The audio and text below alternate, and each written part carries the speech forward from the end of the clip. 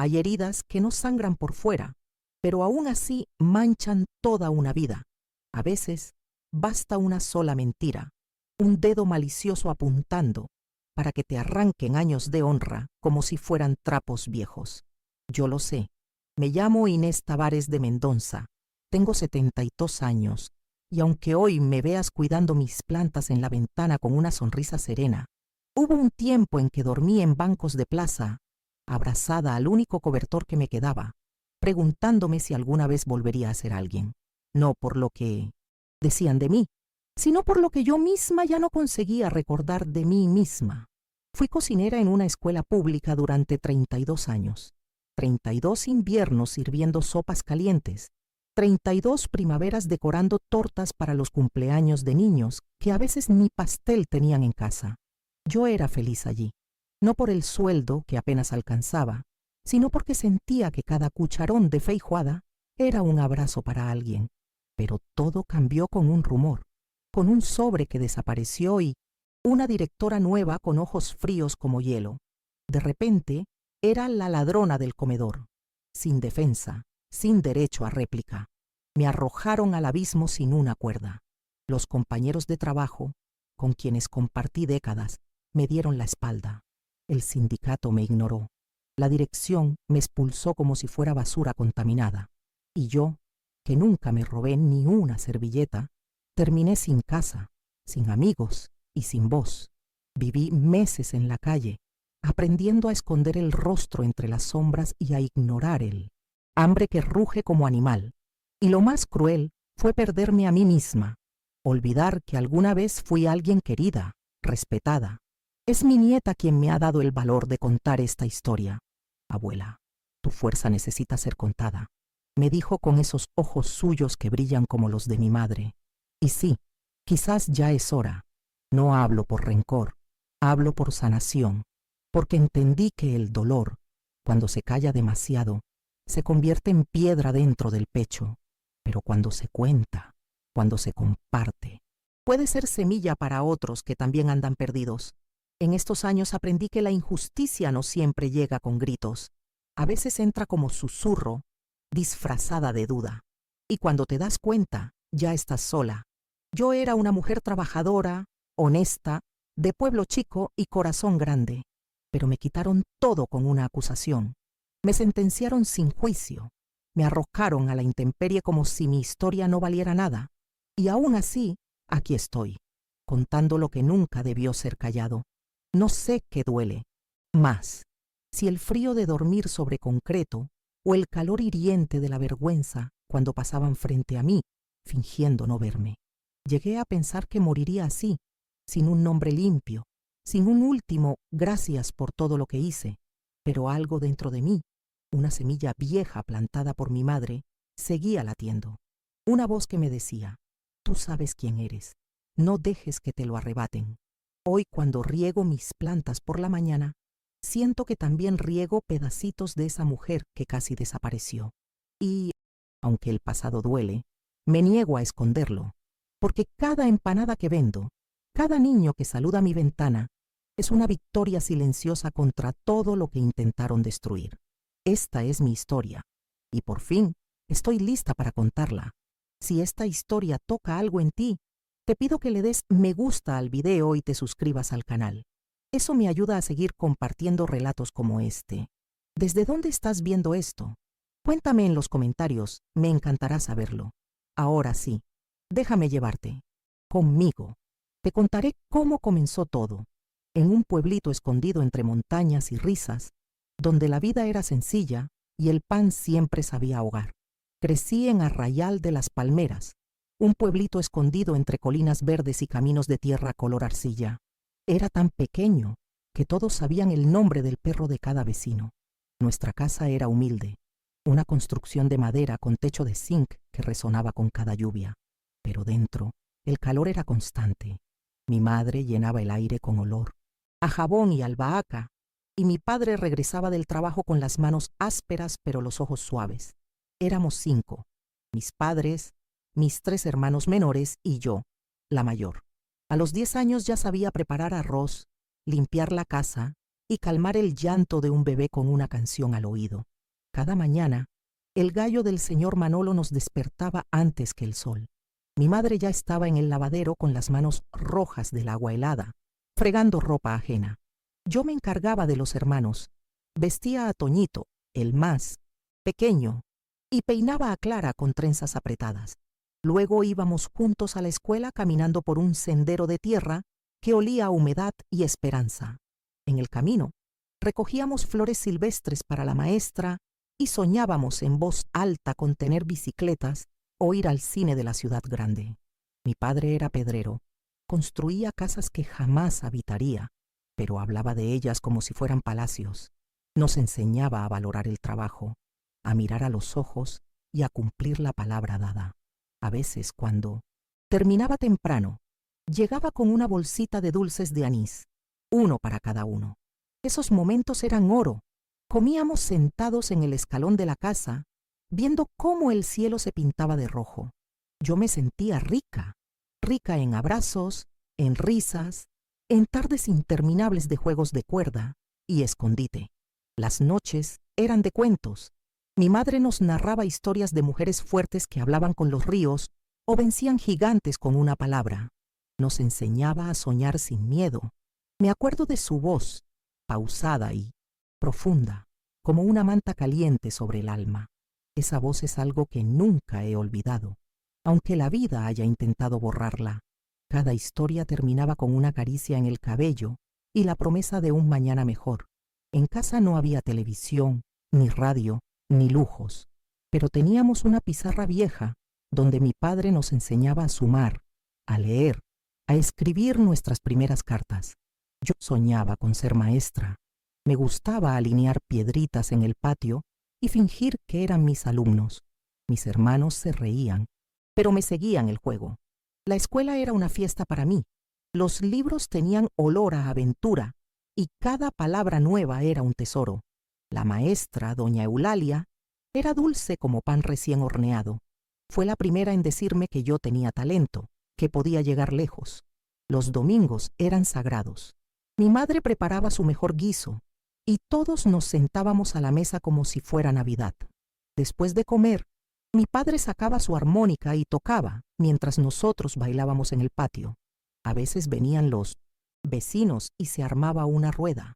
Había risas, empanadas y niños corriendo con los pies sucios pero el alma limpia. Aún puedo oír ese sonido, el de la armonía verdadera, esa que no necesita dinero para existir. A pesar de la pobreza, nunca sentí que me faltara algo. Teníamos lo esencial: amor, comida caliente y un techo. Mi madre era exigente pero justa. Me enseñó a mantener la cabeza en alto, a hablar con respeto y a no permitir que nadie pisoteara mi dignidad. Me decía: Inés, lo único que no pueden quitarte es tu integridad. Protégela como oro. Esas palabras se me quedaron grabadas como una marca al fuego. Mi hermano Toñito era mi sombra. Me seguía a todos lados y dormía abrazado a mi brazo. Era risueño, travieso, y tenía una risa que contagiaba incluso en los días de lluvia. Clara, en cambio, era callada y sensible. Le gustaba dibujar flores y pájaros. Siempre la encontraba en el rincón del patio, con los pies cruzados y la mirada perdida entre las hojas. Yo las cuidaba a las dos, como si fueran mis hijas, porque aunque era solo una niña, ya tenía el corazón de una mujer que protege. Las estaciones marcaban nuestro ritmo. En invierno, mi madre cosía mantas con restos de tela, y en verano, mi padre colgaba hamacas entre los árboles. Las fiestas patronales eran nuestro momento favorito del año. Todo el pueblo se engalanaba. Las calles se llenaban de luces y se vendían buñuelos, chorizos y refrescos. Una vez, incluso participé en una obra escolar sobre la historia del pueblo. Me puse un vestido que mi madre hizo con una cortina vieja y sentí que flotaba. Nunca olvidaré una tarde en la que llovía tanto que el techo goteaba por todas partes. En lugar de quejarse, mi madre puso ollas bajo las goteras y nos hizo sopa de fideos. Comimos en el suelo, riendo, y mi padre dijo: la felicidad no depende del cielo, sino de con quién compartes el techo. Esa frase me marcó, porque entendí que había algo más fuerte que la adversidad: el amor de familia. Yo era una niña curiosa. Me gustaba preguntar todo. ¿Por qué el cielo es azul? ¿Cómo nace una mariposa? ¿Por qué algunos niños no tienen papá? Mi madre, paciente, respondía todo. Decía que saber era una forma de libertad. Me alentaba a escribir, a leer, a imaginar.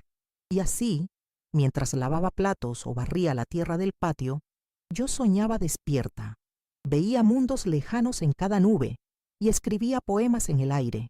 Las tardes después de la escuela eran un remanso. Hacíamos las tareas en la mesa de la cocina y luego salíamos a jugar al escondite o a saltar la cuerda. A veces el señor Julián nos regalaba frutas de su huerta. Las comíamos sentados bajo el mango, sintiendo el jugo chorrear por los brazos. Aún puedo saborear esos mangos dulces que sabían a infancia y a cielo abierto. Mi madre, aunque siempre estaba trabajando, encontraba tiempo para nosotras. Me enseñó a bordar, a cocinar, a coser botones. Decía que una mujer debía saber valerse por sí misma, no por orgullo, sino por necesidad. El mundo no siempre es justo con nosotras, advertía. Yo no entendía entonces la profundidad de esas palabras, pero las memoricé. Había días en que no teníamos carne, y mi madre hacía magia con arroz, lentejas y plátano maduro. Comíamos agradecidos sabiendo que otros tenían menos. Esa humildad fue la base de mi carácter. Nunca me sentí menos por no tener. Al contrario, aprendí a valorar cada zapato remendado, cada cuaderno reciclado, cada gesto de solidaridad del vecino. Mi padre llegaba cansado, con las uñas negras, de cemento, pero nunca faltó a una cena, nunca dejó de sonreír. Era un hombre de pocas palabras y manos firmes. Yo lo adoraba.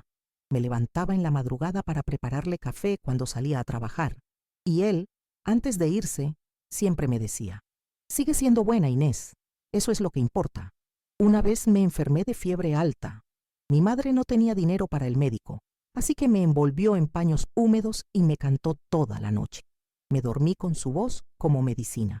Al despertar, la fiebre había bajado. Fue entonces cuando entendí que el amor también cura. Nos bañábamos en el río. El agua estaba helada, pero nos hacía reír. Jugábamos a empujarnos, a recoger piedras lisas. Volvíamos a casa tiritando, pero felices. A veces, cuando todo estaba en silencio, me tumbaba en la hierba y miraba las estrellas. Me preguntaba cómo sería la vida cuando creciera. No imaginaba entonces los abismos que tendría que cruzar. Había una tranquilidad en aquellos días que hoy me parece imposible. Vivíamos al ritmo del sol, de la lluvia, de los ciclos naturales. No teníamos relojes, pero sabíamos cuándo era hora de volver a casa por el olor del pan horneado. Éramos pobres, sí, pero no lo sabíamos. Y quizás por eso fuimos tan felices. A veces, cuando cierro los ojos, aún puedo oír el crujido del piso de madera bajo mis pies descalzos. Puedo sentir el calor de la sopa de mi madre, el abrazo de mis hermanos, la risa de los vecinos. Esos recuerdos son mi ancla, porque cuando todo se vino abajo años después, fue a ellos a quienes volví para no perderme del todo. Fue una infancia sencilla, sí, pero también fue la base sobre la que construí mi entereza, porque cuando uno conoce el amor verdadero desde pequeño, aunque el mundo se vuelva oscuro, siempre queda una chispa encendida en el corazón, y esa chispa, un día, puede salvarte la vida. Recuerdo el día exacto en que la vida cambió para siempre. Fue un miércoles a principios de otoño, cuando los vientos ya comenzaban a traer ese olor a ituistondiante, tierra húmeda y hojas secas. Mi madre, que nunca se quejaba de nada, amaneció con fiebre y una tos seca que no la dejaba en paz. Pensamos que era solo un resfriado, como tantos otros, y ella misma insistió en que iría al lavadero. Pero al llegar la noche, no podía mantenerse en pie. Mi padre la llevó en brazos al pequeño puesto de salud del pueblo. Volvió horas después, con los ojos rojos y las palabras atrapadas en la garganta. «Neumonía severa», dijo. «Debe guardar reposo absoluto». No. Sabíamos entonces que ya era demasiado tarde. Los días siguientes fueron una mezcla de miedo y negación. Yo me ocupaba de la casa, de los niños, de las comidas. Hacía lo que podía con mis 11 años y el corazón encogido. Mi madre apenas podía hablar, pero con cada mirada me pedía que no dejara que todo se desmoronara. Y yo prometía en silencio. Le llevaba infusiones de eucalipto, le mojaba la frente, le peinaba el cabello con cuidado, pero el brillo en sus ojos se fue apagando, como una vela que se resiste al viento. Murió una madrugada. Mi padre gritó su nombre hasta desgarrarse.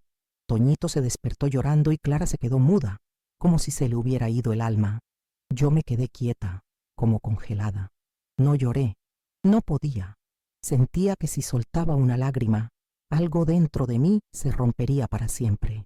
La enterramos en una tumba sencilla, bajo un naranjo, y desde entonces todo en casa se volvió más frío, más callado, como si el alma del hogar se hubiera ido con ella. Mi padre no fue él. Mismo después, caminaba como un hombre perdido, con la mirada vacía y la espalda encorvada. Dejó de trabajar por unos meses. A veces se pasaba horas sentado en el patio sin decir palabra. Yo hacía lo que podía para sostener la casa, pero era demasiado. A veces no teníamos ni pan. Los vecinos ayudaban con lo que podían, pero todos eran pobres.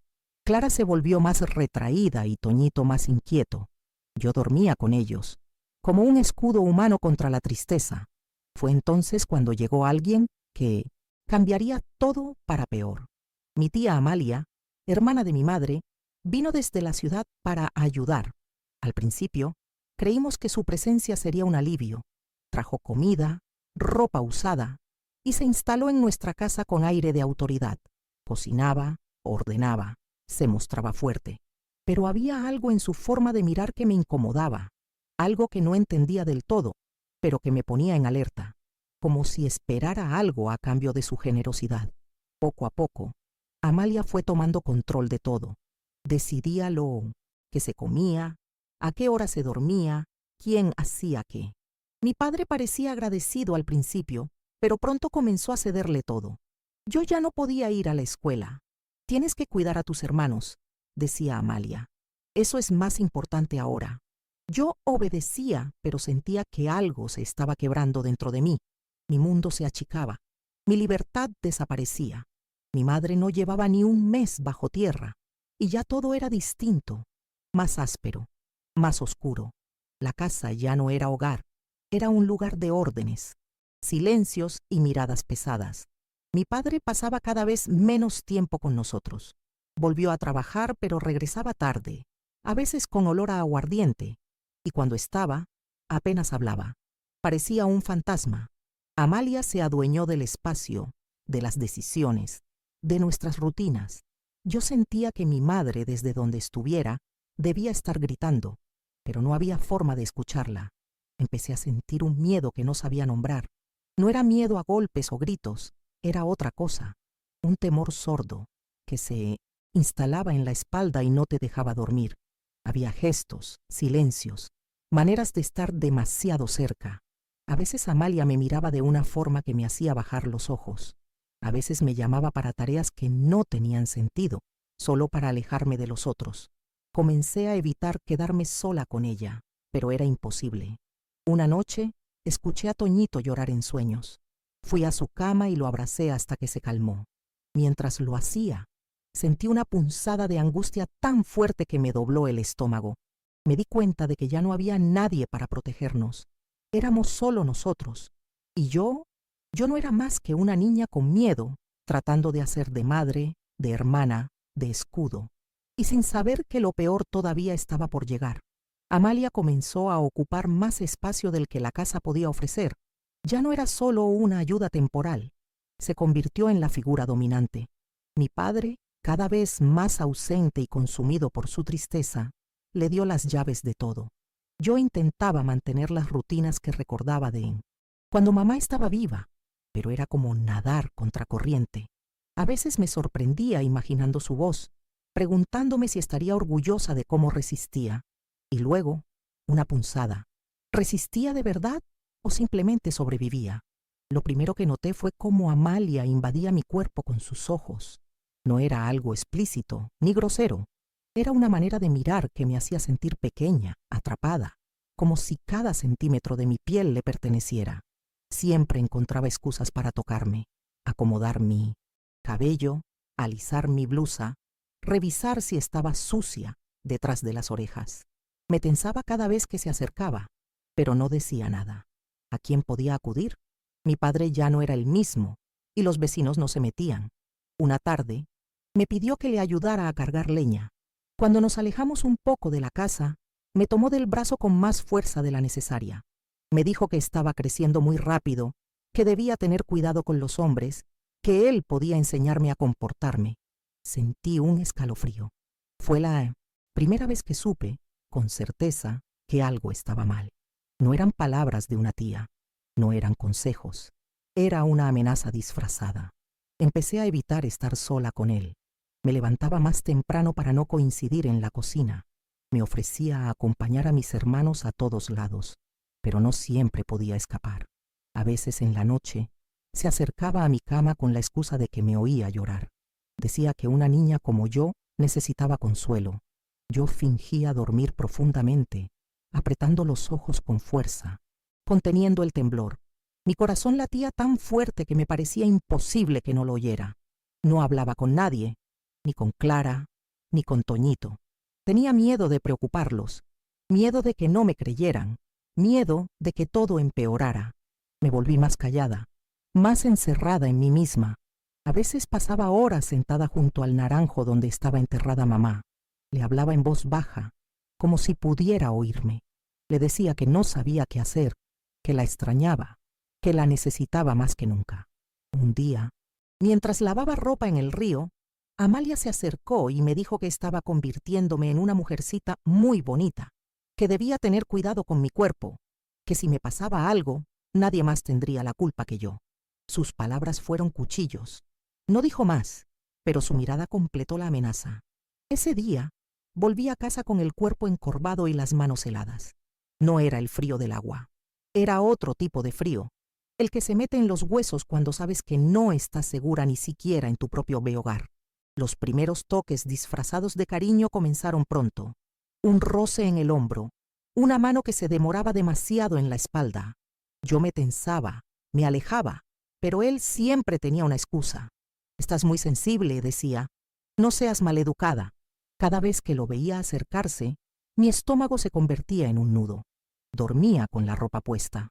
Ponía sillas contra la puerta, pero nada era suficiente para sentirme a salvo. Comenzó a prohibirme cosas. Ya no podía ir al mercado sola. No podía hablar con niños de la escuela si alguna vez los veía en la calle. Me decía que era por mi bien, que una niña con mi cara podía atraer problemas. Usaba palabras suaves, pero su tono era de control.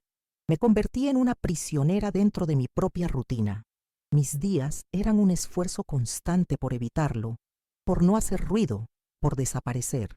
Una vez me vio hablando con la señora Dolores, una vecina anciana que solía darme galletas. Cuando regresamos a casa, me gritó en voz baja. «¿Qué le estás contando?», dijo. «¿Estás tratando de hacer que me echen?». Le juré que no había dicho nada. Me apretó el brazo tan fuerte que me dejó una marca. Esa noche dormí abrazando a Toñito, llorando en silencio, sin que él lo supiera. Mi cuerpo empezó a cambiar. Estaba creciendo y eso solo empeoraba las cosas. Él lo notaba, lo comentaba. «Mira cómo estás floreciendo», decía mientras me observaba desde la puerta. Yo odiaba mi cuerpo. Me escondía bajo ropa grande, me encorvaba para que no se notara el pecho. Empecé a caminar con los hombros hacia adelante, como si eso pudiera protegerme. Clara me preguntó un día por qué estaba tan callada. No supe qué responderle. Me limité a acariciarle el cabello y decirle que todo estaba bien. Mentir se convirtió en parte de mi existencia. Sonreía cuando debía, obedecía sin protestar, fingía no ver lo que era evidente. Mi alma estaba en pausa, mi niñez desaparecida. Una noche, al pasar junto a la habitación donde dormía Amalia, oí mi nombre. Estaba hablando con alguien, por teléfono. Decía que yo era una niña complicada, que se hacía la víctima, que necesitaba disciplina. Sentí que se me helaba la sangre. ¿A quién podía estarle contando eso? ¿Qué historia estaba fabricando para cuando alguien comenzara a sospechar? El ambiente en casa se volvió irrespirable. Mi padre seguía en su mundo más ausente que nunca. Llegaba tarde, dormía mucho, hablaba poco. A veces parecía no notar ni siquiera que yo estaba en la habitación. Intenté buscar sus ojos una noche, como cuando era niña, pero solo encontré un pozo vacío. Él ya no estaba, y yo estaba completamente sola. Los gestos de Amalia se hicieron más oscuros. A veces me hablaba como si fuera su propiedad. «Eres mía, ¿entiendes?», me susurró una vez cuando todos dormían. Mía para cuidar, para enseñar, para lo que yo quiera. No podía más. Sentía que en cualquier momento algo terrible sucedería, pero aún no tenía el valor de gritar. Solo podía temblar, solo podía esperar. Comencé a esconder marcas, pequeños moretones en los brazos, en los muslos. Decía que me había caído, que me había golpeado con algo. Ya no era solo el miedo a su presencia, era el miedo a mi reflejo. No quería mirarme en el espejo. No quería ver a la niña que había dejado de ser. Empecé a escribir en un cuaderno viejo. Palabras sueltas, dibujos, frases de mamá que aún recordaba. Era mi única forma de hablar sin ser oída. Mi única manera de no enloquecer. Guardaba el cuaderno bajo una tabla floja del piso, como un tesoro, secreto, porque en ese cuaderno aún era libre, aunque fuera solo por un instante. Un día, Toñito se acercó y me preguntó si Amalia me hacía daño. Me quedé en blanco. Le dije que no, que solo estaba cansada. Pero esa pregunta me sacudió. Era tan evidente. Ya se notaba en mi cara, en mi cuerpo, en mi silencio. Sentí una mezcla de culpa y desesperación. No solo por mí, por ellos, por no poder protegerlos. A veces soñaba con mamá. En el sueño, ella me abría los brazos y yo corría hacia ella. Pero cuando estaba a punto de abrazarla, despertaba y me encontraba en esa casa fría, con los sonidos del silencio y la amenaza flotando en el aire. Era una tortura lenta, y yo no sabía cuánto más podía aguantar. Me volví hipervigilante. Sabía en qué tabla del piso crujaba. Aprendí a detectar sus pasos, su tono de voz, su respiración detrás de la puerta.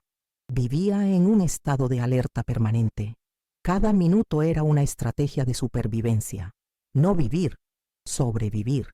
Y en medio de todo aún tenía que cuidar a mis hermanos, preparar la comida, limpiar la casa.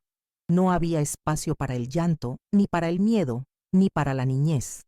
Yo era una niña que se había convertido en muralla, pero una muralla que temblaba por dentro, porque sabía que el lobo estaba dentro, y no tenía a nadie que me creyera si gritaba. Sobrevivir se convirtió en mi único verbo. Ya no sabía cómo se sentía vivir. Cada mañana comenzaba con un sobresalto, como si el cuerpo despertara antes que el alma, solo para estar alerta. Me movía por la casa como una sombra. Cocinaba, limpiaba, atendía a mis hermanos, todo sin levantar la voz ni el rostro. Había pues aprendido que cuanto más invisible me volvía, más probabilidades tenía de pasar el día sin que él se acercara. Era como vivir dentro de un campo minado, donde cada paso debía ser calculado. Empecé a usar ropa más grande, prendas viejas de mi madre o camisas de hombre que encontré en un baúl. Me encorvaba, me escondía detrás de la escoba, detrás del humo del fogón. Aprendí a leer las señales, el crujido de sus botas en el pasillo, el chirrido de la puerta al abrirse, el tono de su voz cuando decía mi nombre. Cada sonido era una advertencia. Me convertí en experta en escuchar lo que no se decía. Las noches eran las peores. Dormía con un cuchillo pequeño bajo la almohada, uno que tomé en secreto de la cocina. No pensaba usarlo, no sabía siquiera cómo, pero me hacía sentir que tenía algo, una mínima defensa, aunque fuera simbólica. Ponía sillas contra la puerta. Escondía a Toñito a mi lado. Abrazaba a Clara sin decir palabra. Ninguno de ellos sabía exactamente qué pasaba, pero sus ojos ya habían dejado de ser los de niños inocentes. Mi cuerpo empezó a responder de formas que no comprendía. Dolores de cabeza constantes, náuseas, fiebre sin causa. El médico del pueblo me dijo que era estrés. Yo solo asentí. Nadie preguntó más. Tenía los dedos en carne viva de tanto fregar el suelo, los ojos rojos de no dormir. y una voz que solo usaba para dar instrucciones simples. Clara, pon la mesa. Toñito, recoge tus juguetes. Todo lo demás era silencio. A veces me encerraba en el baño solo para respirar. Me sentaba en el suelo frío y contaba hasta 100, hasta 1000, hasta que se me pasaban las ganas de llorar. Porque llorar no servía de nada, no cambiaba nada. Era un lujo que ya no me podía permitir. Me lavaba el rostro, me miraba al espejo y no reconocía a la niña que fui, esa que saltaba la cuerda, que cantaba con su madre, que soñaba con enseñar. Esa niña se había ido y en su lugar quedaba este espectro en alerta. Amalia seguía con sus palabras envenenadas. Eres una malagradecida, me decía. Yo podría haberte dejado en la calle. Me decía que mi padre me odiaba, que nunca me había querido, que solo la toleraba porque ella era la que lo mantenía a flote. Cada palabra era una piedra, pero yo no respondía, solo bajaba la cabeza, porque aprendí que callar era más seguro que discutir, y porque en el fondo una parte de mí empezaba a creerle. Un día, Clara me trajo una flor silvestre. La había escondido entre las páginas de un libro viejo. Me dijo, es para que no olvides que el mundo también tiene cosas bonitas. Me costó no llorar. Acaricié su cabello y le dije que nunca olvidaría. Pero mentí. Yo ya había empezado a olvidar. Olvidar cómo se reía mamá, cómo olía la tierra mojada después de la lluvia, cómo se sentía tener un futuro. Todo eso se desvanecía con cada día que pasaba. Intenté pedir ayuda una vez. Fui al mercado del pueblo y al pasar por la tienda de Doña Remedios, le dije en voz baja, ¿puedo hablar contigo después? Pero Amalia apareció detrás como un fantasma y puso su mano en mi hombro. Inés, ¿estás metiéndote en problemas? Yo negué con la cabeza, sonreí forzada y seguí caminando. Esa noche me encerró en la habitación. Me quitó el cuaderno donde escribía. Me dijo que ya era suficiente de tonterías.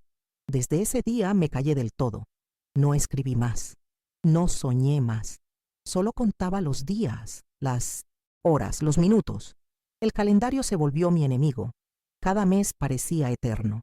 Me preguntaba si sobreviviría otro invierno, si algún día tendría una cama propia, una puerta con cerradura, una ventana que no diera miedo. Mi vida era eso, una espera muda, una resistencia que ni yo sabía de dónde sacaba fuerza. Amalia a veces me llamaba hija, lo decía con voz dulce, pero sus ojos decían otra cosa. Eres como una hija para mí, repetía. Me tocaba el rostro, me daba golpecitos suaves en la mejilla. Yo me tragaba el vómito, el miedo, el odio. Sonreía, porque sabía que cualquier otra reacción podía ser usada en mi contra, porque ella jugaba ese juego, el del cuidado disfrazado, el del amor forzado. Mi padre seguía en su niebla. Empezó a faltar al trabajo, a pasar más tiempo encerrado. A veces hablaba solo. Lo escuchaba murmurar el nombre de mamá. Una noche lo oí llorar. Quise entrar a consolarlo, pero algo me detuvo. Quizás el resentimiento, quizás el miedo a que me rechazara. Él no me había tocado, no me había gritado, pero su abandono también dolía, porque él debió protegerme y no lo hizo. Los vecinos se alejaban. Ya nadie venía a jugar, ni a tomar café, ni a traer pan. Éramos la casa rara, la casa de la tragedia. Me volví invisible para todos. Y esa invisibilidad se me pegó a la piel. Caminaba con la cabeza baja, evitaba mirar a los ojos. Aprendí a ser pequeña, a no ocupar espacio, a no respirar muy fuerte. Los domingos, cuando iba al cementerio a limpiar la tumba de mamá, eran los únicos momentos en que me permitía llorar. Lo hacía en silencio, escondida entre los arbustos. Le contaba todo, lo que pasaba, lo que sentía, lo que no podía decir. Mamá, ya no puedo más, susurraba. Pero al volver a casa, me secaba las lágrimas y seguía, porque alguien tenía que cuidar a Clara y Toñito, porque si yo caía, ¿quién quedaba? Las marcas en mi cuerpo se hacían cada vez más difíciles de ocultar. Tenía moretones en los brazos, arañazos en las piernas, el alma llena de grietas. Me inventaba excusas. Me caí, me tropecé, fue el perro. Nadie preguntaba mucho, porque en los pueblos pequeños es más fácil no ver. Es más cómodo pensar que todo está bien, que los niños exageran, que las cosas no pueden ser tan graves. Empecé a tener pesadillas. Me despertaba gritando, empapada en sudor. Clara y Toñito se asustaban. Yo les decía que solo era un mal sueño, pero era la vida la que me perseguía. Me escondía bajo la manta, cerraba los ojos, contaba hasta 10.000 y rezaba a una madre que ya no estaba, a un Dios que no sabía si escuchaba, a cualquier cosa que pudiera salvarme. Las tareas domésticas me mantenían ocupada. A veces deseaba tener más ropa que lavar, más platos que fregar, más suelos que barrer, porque era en el movimiento donde encontraba una pizca de alivio. Si paraba, pensaba. Si pensaba, temblaba. Era mejor no pensar, mejor moverse, mejor llenar cada minuto con ocupación, aunque fuera vacía. Mi cumpleaños pasó sin que nadie lo mencionara.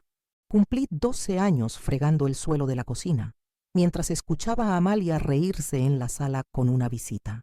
Me escondí en el baño y me canté a mí misma en voz baja. Fue la primera vez que supe que estaba sola de verdad. Ni una vela, ni un abrazo, ni un feliz cumpleaños. Solo yo, mis manos agrietadas y una lágrima que no quise limpiar. Toñito empezó a hacer preguntas. ¿Por qué ya no jugamos, Inés? ¿Por qué estás siempre tan triste? Yo inventaba respuestas. Decía que estaba cansada, que ya era mayor, que los juegos eran para niños. Pero él no se convencía. Me seguía a todos lados. Me traía piedritas, flores, dibujos. Era su forma de decirme, te veo, te quiero, no estás sola. Y eso me sostenía a pesar de todo. Clara, en cambio, se volvió más distante. Se encerraba en sí misma, como si también supiera que algo no andaba bien. La veía observar a Amalia con ojos desconfiados. Una vez la sorprendí llorando. Me dijo que extrañaba a mamá, que la casa ya no olía igual, que la risa se había ido. Yo la abracé. Le dije que todo iba a mejorar, pero en mi interior no lo creía. Las palabras de Amalia se repetían en mi cabeza como un eco. Eres mía. No sabía cuánto más podría resistir.